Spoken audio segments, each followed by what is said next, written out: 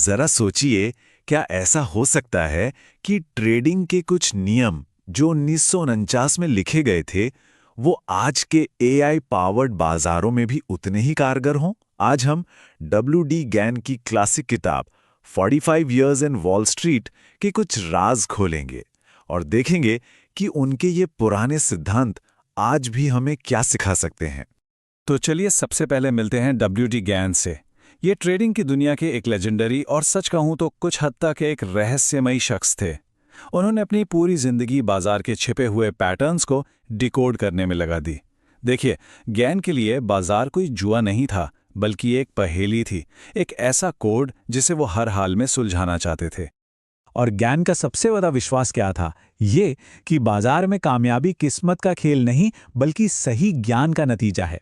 और इसीलिए उन्होंने अपने 45 साल का सारा तजुर्बा इस किताब में डाल दिया, ताकि हर कोई एक सेफ तरीके से इन्वेस्ट कर सके। ये सिर्फ पैसा बनाने की टिप्स नहीं थी, बल्कि ये ज्ञान के जरिए एक आम इन्वेस्टर को ताकतवर बनाने का मिशन था। लेकिन अपने नियम बताने से पहले गैन ने उस एक बड़ी मुश्किल पर उंगली रखी जिससे हर इन्वेस्टर कभी न कभी जरूर जूझता है। आखिर क्यों ज्यादातर लोग बाजार में फेल हो जाते हैं? अपनी किताब के चौथे पन्ने पर ही वो ये तीखा सवाल पूछते हैं। एक ऐसा सवाल जो हर उस इन्वेस्टर के दिल में उठता है जिसने कभी अपना पैसा डूबते देखा हो। क्यों कुछ लोग लगातार जीतते हैं जबकि ज्यादातर लोग अपना पैसा गंवा देते हैं? और मजे की बात यह है कि गैन का जवाब बहुत ही सीधा और सरल था। उन्होंने फेलियर के 3 बड़े कारण बताए। पहला, ओवर ट्रेडिंग, मतलब जरूरत से ज्यादा खरीदना बेचना। दूसरा, स्टॉप लॉस ऑर्डर का इस्तेमाल ना करना, जो आपके पैसे के लिए एक सेफ्टी नेट जैसा है। और तीसरा, जो शायद सबसे बड़ा कारण है, ज्ञान की कमी। लोग बिना कोई होमवर्क किए ही इस मैदान में कूद पड़ते हैं। ज्ञान का साफ तर्क था कि बाजार में सबसे बड़ा दुश्मन हमारे अंदर ही है, हमारी भावनाएं। उम्मीद और डर, ये 2 ऐसी ताकतें हैं जो लोगों से गलत फैसले करवाती हैं।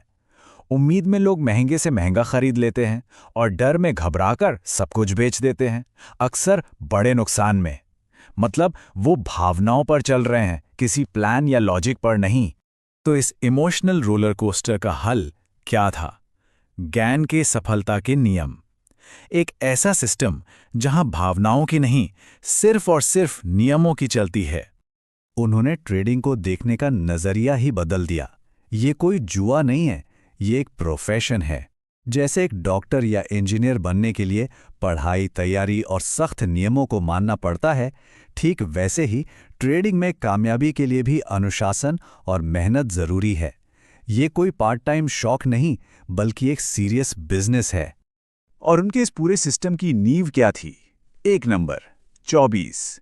यही संख्या थी उनके कभी फेल न होने वाले नियमों की। ये 24 नियम एक पूरा रोड मैप थे।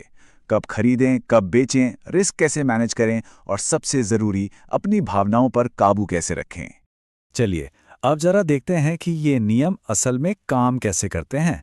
गैन का पूरा सिस्टम 3 पिलर्स पर टिका था: टाइम, प्राइस और वॉल्यूम, यानी समय, मूल्य और वॉल्यूम। गैन का मानना था कि इन तीनों में समय सबसे जरूरी फैक्टर है। वो मानते थे कि कुछ खास तारीखों और टाइम पीरियड्स का बाजार की चाल पर एक साइक्लिकल असर होता है।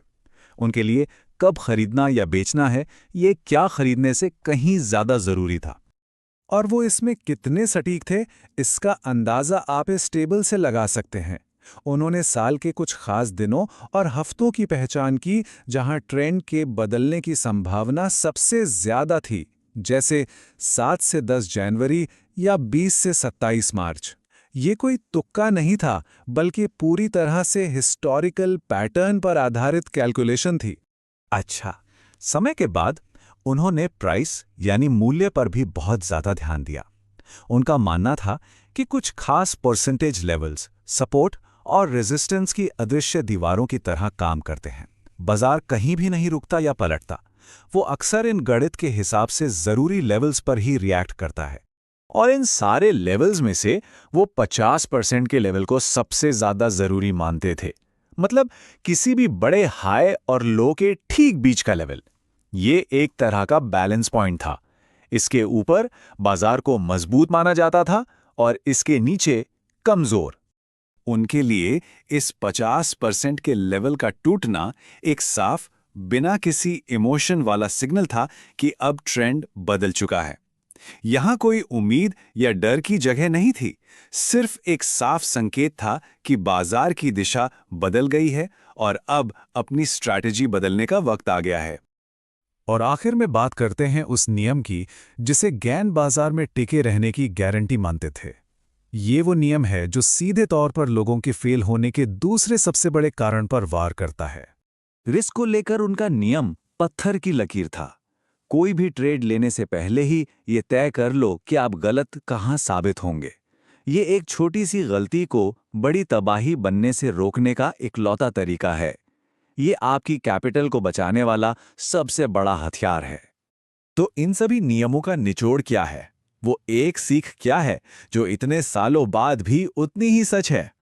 सार ये है कि बाजार में कामयाबी के लिए हमें अपनी इंसानी भावनाओं जैसे उम्मीद और डर को एक तरफ रखकर एक अनुशासित और परखे हुए सिस्टम को फॉलो करना होगा। ये भावनाओं पर नहीं बल्कि सिस्टम पर भरोसा करने का खेल है। उम्मीदों पर नहीं, नियमों पर चलने का खेल है। और डर पर नहीं बल्कि एक प्लान पर टिके रहने का खेल है। और ये सब हमें एक बड़े सवाल पर लाकर छोड़ देता है।